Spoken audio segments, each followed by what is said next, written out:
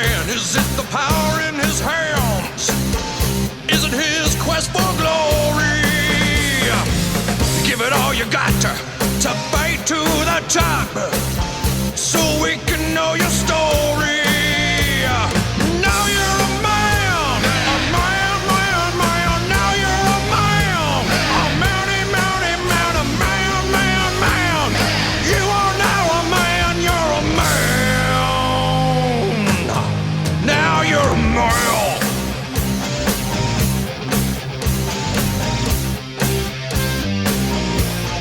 Live it, live it. What makes a man? Is it the woman in his arms?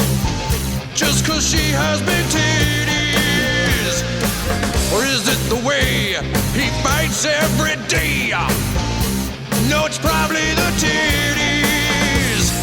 Now you're a man. Oh my, oh my, oh my, oh. Now you're a my, my, oh. My, my, oh my, my, oh my, oh. Now you're a man.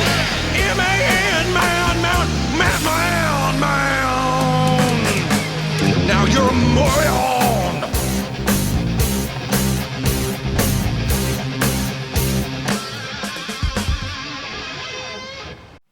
Hey gang, yeah, most of the money's gone into the editing budget for that intro. This is the Cold Steel Working Man. Look, I'm going to keep this review pretty brief because I didn't quite work this out before I got this knife. This is the same knife, pretty much, as a knife that I reviewed a couple of years ago called the ProLite by Cold Steel. It's a fine, good knife, but I've really said most of the things of value about it in that previous review, which I guess I'll link, but fresh thoughts, it's a fresh color, so let's take it down to the tabletop and see how good the Cold Steel Working Man really is. Alrighty, so this is the knife. It's a very, very simple lock-back budget folding knife. Cold Steel trying to say, you know, it puts their best features, namely the triad lock, you know, good sized grips, and they're pretty decent budget steel into one package for a competitive price. $35 US for this one. $21 US for the ProLite. This knife is, I'm going to suggest maybe dedicated to Stone Cold Steve Austin, because the Andrew Demko designed ProLite is so similar to this. I can't see, unless Austin was like, unless he's such a detail guy, he's like, I want you to put a slightly different blade shape on my knife, okay? Okay! And then they did that and they said, all right, Steve Austin's knife. Really, really similar to the ProLite. But you know what? The ProLite wasn't a bad knife at all. It wasn't exactly for me. These sorts of knives of this size, this is what you're, Cold Steel trying to get an answer to, say, the Delica by Spyderco. Kind of similar purpose, plastic handle, pretty utilitarian feeling knife, simple to operate, simple to use, kind of widely appealing. And I think they've done a pretty decent job, to be honest. It's absolutely a fine knife. Mine came pretty stiff, as in the action is a little bit stiff. It's loosened up over the last couple of weeks or so. I carried the Kershaw, this knife all of last week, but I carried this a bit the week before, and this again since I finished my review on this one. And yeah, it's just like carrying the ProLite was, just a slightly different blade shape. So what do you get? You get 4116 stainless steel. That is a pretty basic stainless steel, 400 series-ish. Really good stainlessness on it. It doesn't rust particularly easily at all.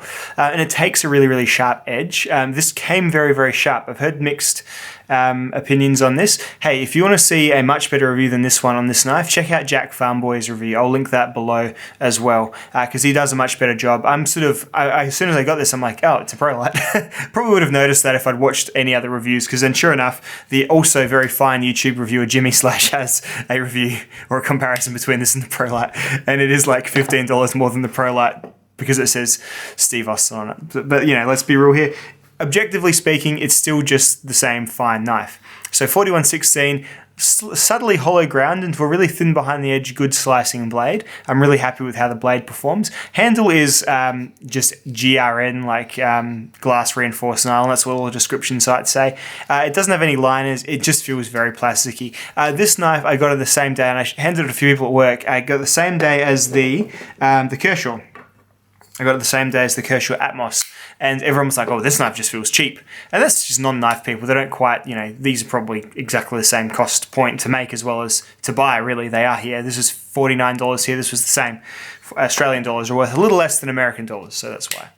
But yeah, it is cheap feeling, but it's a cheap knife. It's a low-cost knife. It's very, very utilitarian. In terms of the actual shape of the handle, they've done really well. This is Demko knows handles. He really, really does. It's similar to his 4max style, just the general shape of it. He does a good handle. Keeps it nice and simple. Lots of space for your two front index, for your index and your middle finger, and extra space on the back for any size hands. Really got large-ish hands, and hand feels totally fine on it. The ramping, the jimping, kind of ceremonial jimping only, but it's actually fine. Your hand does rest on it and sits happily enough. He keeps this trough going out, or he keeps the trough starting just late enough so your thumb gets a full resting surface there. Very, very well done. Thumb stud deployment I've got no problems with whatsoever. And it's a bit slow, a bit on the slow side. The whole knife is a bit on the slow side. It's a triad lock, so it's a deep press back lock. You don't get this knife to play with on the couch. This is just something to throw in your car and have as your working knife, pretty much. So it's basic, but it's effective. The only main thing is, you can pretty much get the same thing without Steve Austin's name on it. Maybe not in Super Cool Orange, but for a bit less money, and I'm not really sure why that is. And this might have some really subtle differences, but the weights, the materials, everything's pretty much the same. The end user experience is going to be very, very similar. So there you go, the working man. Look, one thing they've done well on these newer knives, and they're continuing to roll this out, is they've got just the single pocket clip that you can just rotate. Makes so much sense for everyone, rather than having the two that you can lose. So you can resell the knife, or you can give it to anyone to use, and they can just take the pocket clip out and swap it over if they're a lefty. Well, the other thing, and I always go on about this, I don't particularly love this exposed bit here, especially with the triad lock. Pocket lint is the triad lock's Achilles heel sometimes. If enough crap gets in here, I've had them that they haven't locked. And it's a fair bit of crap, but it's like, you accidentally wash a tissue in your pants, don't realize it, knife goes in, you get a big wad of white, feathery, papery stuff in there. It can fail the triad lock, so I just wish they'd stop making it such a hook for that sort of thing, because it really is. I know it's only tip up only, so it's going to be less likely to happen, but it can still happen. And overall, just a general sense of, this doesn't feel like a premium product. It's got edges all around the plastic. It's a plastic handled knife with cheap steel in it. The only sort of thing that escalates it is that it's designed by a very sort of well-regarded knife designer who has undeniably excellent designs. And that's Andrew Demko. Steve Austin, he probably gave it the stamp of approval, but this is a Demko knife. It definitely is. It's got his lock, it's got his handle shape, it's the blade that's slightly different to the much more aggressive clip of the ProLite, but there you go. It's an absolutely fine knife, but the ProLite is cheaper, and it's more or less the same. You don't get much more on this. So, this is a pretty short and simple review. And one thing that I didn't quite probably prepare myself for was, hey, dude, you've already bought this knife. Oh, well. But it's absolutely fine, and I'll just throw this. It's too cheap to resell. It's probably as soon as you use it, and now I've put a workshop edge on it.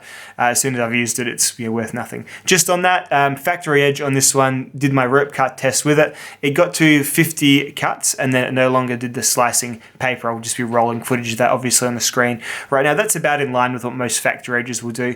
In my workshop test of this back in the day on the ProLite, which it did about 67 cuts, so 4116 is not a steel to sneer at.